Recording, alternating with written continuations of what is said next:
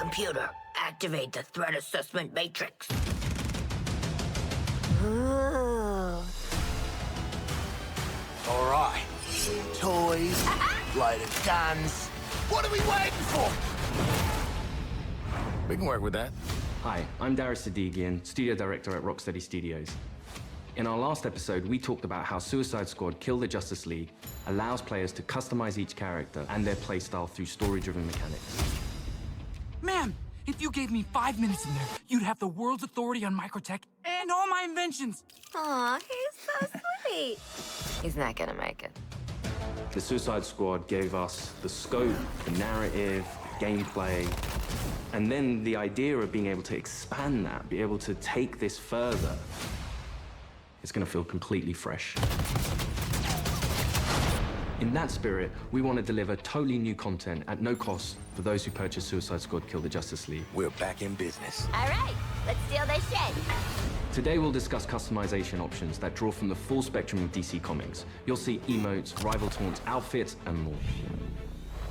We wanted to have a game that was very focused, but this time we really want to expand out with being able to dynamically update, add new content, take on feedback, and evolve the game over time. For the first time ever, we'll give you a preview of what's to come after the credits roll on our main story campaign. We always designed the game in a way that we really wanted it to be accessible for everyone. And for those players that want to delve even deeper into our gameplay and into our systems, it really is about delivering new places to explore, new worlds to be in, new stories, new characters, and creating unique ways for you to play. We're gonna give you the content you love. Speaking of, what are you doing, mate? I'm smiling. Let's dive into Suicide Squad Insider Episode 3.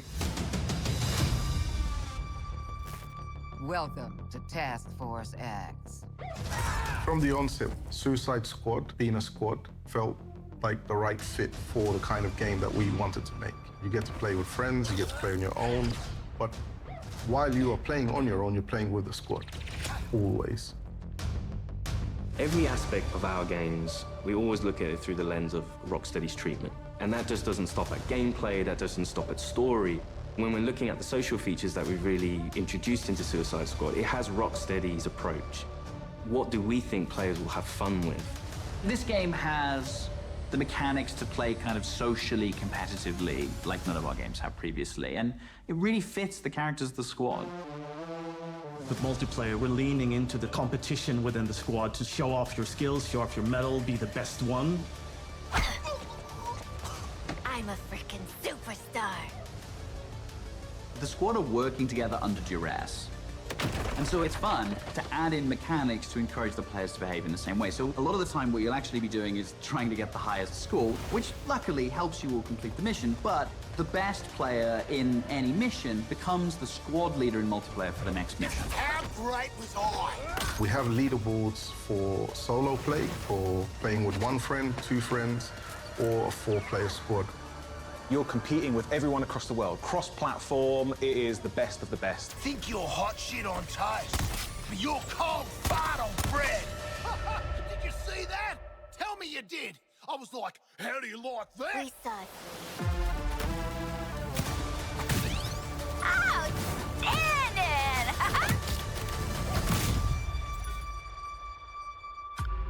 There's some really fun incentives for playing together as well as playing competitively. You can use the equipment that other players have equipped on their characters in your squad with the AI playing as the characters. And those players whose bots you use get rewards for you using those bots. And that's a really fun feature that I think the players will be incentivized because they'll get something out of it too. Farewell. We also have the rival taunt system, where on the leaderboards, if you pass your friends or anyone on your friends list who's also playing the game and you beat their score, when next time they log in, they'll get this kind of funny quip just to show that, oh yeah, by the way, I beat you. Home run, baby. You boot up the game, you're logging in, and then all of a sudden on your screen you get Boomerang giving you the finger. I think fans are going to have a great time with our remote system. Allowing players to kind of communicate in different ways, really in playful ways. As Rocksteady, as creators, this was another opportunity for us to really engage with our characters, extend the narrative through the players' choices with a very cinematic eye. Through the game, we offer many customization options and outfits to the player. You start off in the prison, you get your prison garbs, and then you evolve to the Task Force X outfits. Yeah, right. I was thinking something more fashion-forward. The outfit customization in our game is vast, to say the least. With this game, Rocksteady will deliver a full story-driven campaign to players, including more cinematics than any previous Arkham game. For players who survived the war against Brainiac's forces and want to keep the adventure going, Rocksteady is ready. We very much knew we had a story to tell initially, and then we wanted to carry on feeding into that, and then changing up the gameplay to have a game that was going to evolve through post-launch content. Suicide Squad Kill the Justice League is going to be one of the most generous, player-friendly, post-launch experiences available. Every season, we will have 2 episodes. Each season, there's going to be a different spin on how you play, and will be heavily themed by a DC villain. So there's many, many layers of influence from the DC world on how you play and what you do. The seasonal content gets automatically dropped into the game each episode. There's no playable content locked behind a battle pass, and the in-game shop is for cosmetics only. You'll always be able to go back and play the episodic content. If you want to come back 6 months from now, that'll always be there. This is a totally player-friendly approach to letting you play the content you want to play when you want. The DC universe is massive, and in most games, you can only see or explore a tiny, tiny piece of it. But what's really cool about the narrative of Kill the Justice League is there's almost no limit on where we can go. Celebrating before the game is over. In his pursuit of trying to recreate his perfect Kolu, Brainiac has been experimenting with some of our favorite DC characters' DNA, creating new worlds in alternate realities. It's these worlds that we call Elseworlds. Brainiac is a genius of 12th level intelligence, but he's also trying to rebuild this civilization that he misses and is lost, and there is nothing he won't do to get there. New Kolu will be reborn. He's building a model of the multiverse. It's all gathering data. I will unlock your full potential to serve me.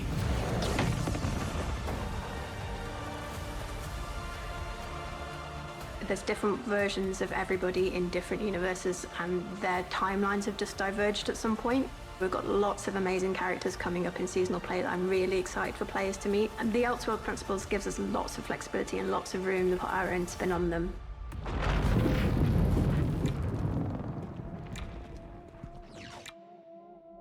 So we get to play with a bunch of cool shit from alternate universes, and then what? Retire?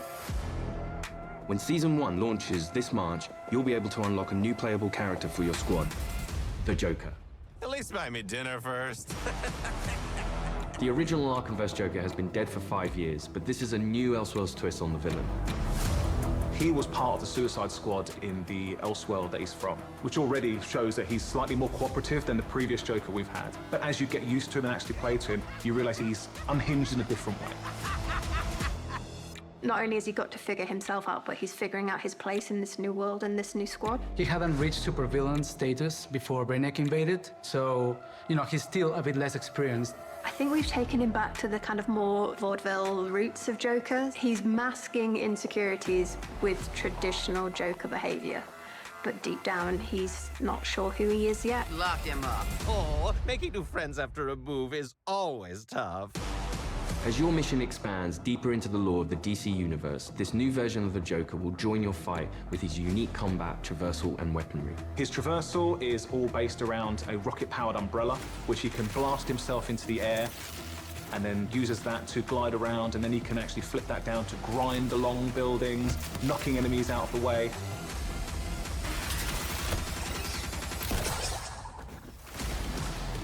And the kind of frantic, vertical and horizontal energy that he has means you've always got to be moving and always attacking the enemies.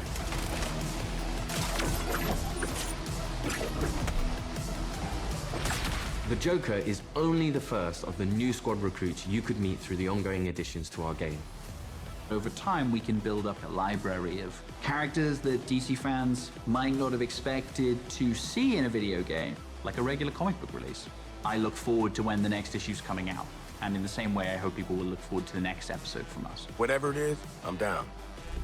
New environments, new characters, missions, challenges, gear, and more. All of this free content comes for players who own the game. We can't wait for you to see what the future holds. With Elseworlds, the possibilities are endless. How do you like that? Thanks for watching this series. We hope you'll join us for Suicide Squad Kill the Justice League, a third-person action shooter where some of the wildest villains of DC Comics join forces to save the world from its greatest heroes. No, that's mental. We're not doing that. God help us. Yeah. I think players are going to be surprised about the depth to which they can craft a character. It comes back to player choice and player freedom.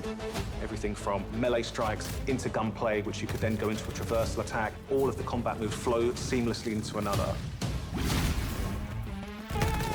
The squad can be garish, they can be loud, and playing together with your friends in a multiplayer space is a really unique experience that you can't get anywhere else. What we've done with the Suicide Squad is to really expand those experiences. Not only just one character this time around, we've done it with 4, and we plan to do it with more. This brings back memories of my old Suicide Squad. Whether you're in for the main story or exploring what lies beyond, Rocksteady Studios is here to support our players while delivering exciting new experiences. Thank you for joining us, and we'll see you at launch February 2nd, 2024.